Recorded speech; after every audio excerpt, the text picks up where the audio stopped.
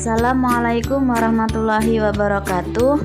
Nama saya Ilma Iftitahul Khair Afi Putri.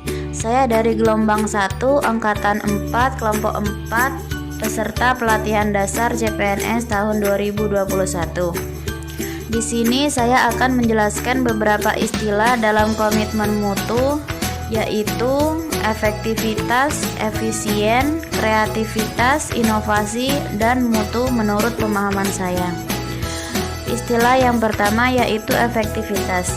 Efektivitas menurut saya yaitu tentang sejauh mana kita itu telah mencapai target yang telah kita rencanakan, baik itu dari segi jumlah ketercapaian ataupun dari segi hasil yang sudah didapatkan.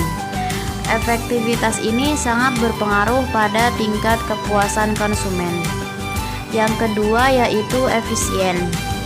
Efisien adalah bagaimana kita mengelola waktu, tenaga, biaya, input atau barang mentah, pikiran, dan lain sebagainya sehingga kita dapat menghasilkan suatu produk tanpa harus membuang-buang banyak tenaga, banyak biaya, banyak barang, dan lain-lain sebagaimana yang saya sebutkan sebelumnya. Yang ketiga yaitu kreativitas.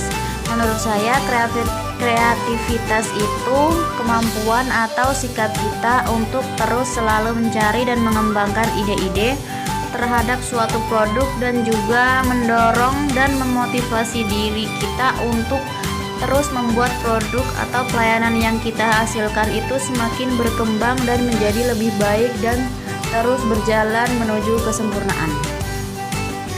Yang keempat yaitu inovasi. Inovasi menurut saya yaitu sebagai wujud dari kreativitas yang telah saya sebutkan tadi, yaitu kegiatan untuk mewujudkan ide-ide baru untuk diaplikasikan atau diterapkan pada produk atau pelayanan yang sedang dikerjakan. Yang terakhir yaitu mutu. Mutu adalah kualitas atau keadaan baik atau buruknya suatu barang atau produk ataupun jasa yang kita berikan kepada masyarakat yang berpengaruh kepada tingkat kepuasan atau ekspektasi pelanggan. Selanjutnya saya akan menjelaskan tentang faktor-faktor yang menghambat munculnya kreativitas dan inovasi di lingkungan instansi pemerintah, terutama di tempat saya bekerja yaitu di SMP Negeri 30 Bengkulu Tengah. Faktor yang pertama yaitu tentang peraturan. Terkadang inovasi atau kreativitas yang kita akan terapkan di sekolah itu berlawanan dengan peraturan yang ada di instansi tersebut. Contohnya ketika kita ingin menerapkan suatu pembelajaran dengan menggunakan handphone atau smartphone sebagai medianya, itu bertentangan dengan peraturan di sekolah yang menyebutkan bahwa peserta didik itu dilarang membawa HP atau smartphone di sekolah. Hal itu menyebabkan suatu keinginan untuk melakukan inovasi terkait kegiatan pembelajaran di kelas itu menjadi terhambat dan susah untuk dilaksanakan. Yang kedua yaitu faktor lingkungan atau dalam hal ini rekan-rekan kerja.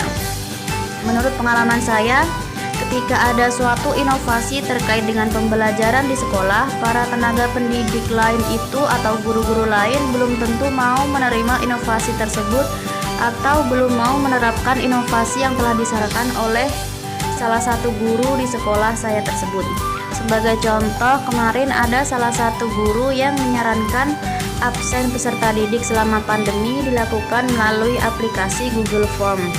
Inovasi yang disarankan oleh guru tersebut tidak mendapatkan tanggapan yang baik oleh guru-guru lain sehingga inovasi tentang absensi peserta didik tersebut terhambat dan berhenti sampai di situ.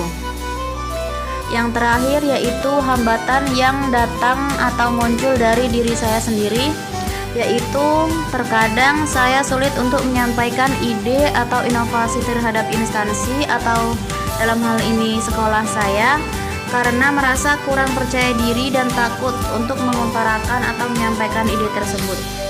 Sebagai contoh, seperti saya sekarang ini, saya merasa sungkan untuk menyuarakan pendapat saya ketika sedang rapat atau diskusi karena saya masih takut akan penolakan dan tidak percaya diri karena merasa diri saya atau posisi saya di sekolah masih anak baru dan berstatus CPNS jika dibandingkan guru-guru lain yang lebih senior dan lebih berpengalaman, sehingga saya kurang berani untuk menyampaikan ide dan inovasi saya. Sekian dari saya, terima kasih. Wassalamualaikum warahmatullahi wabarakatuh.